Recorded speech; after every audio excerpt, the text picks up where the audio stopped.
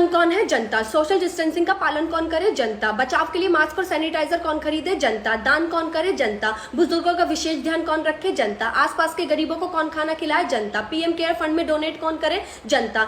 दुकान के नौकरों की सैलरी कौन न रोके? जनता। काम वाली और ड्राइवर के पैसे कौन न काटे? जनता। किराएदारों से किराया कौन न ले? जनता। और इस सब के बाद आखिर सरकार ने जनता के लिए क्या करा? 3 महीने की राहत के नाम पे झूठी तसल्ली, ना तो बैंक की ईएमआई रुकी है, ना ही इलेक्ट्रिसिटी बिल और ना ही स्कूल की फीस। फिर आखिर आम जनता को क्या छूट मिली है? सरकार के पास इसका कोई जवाब?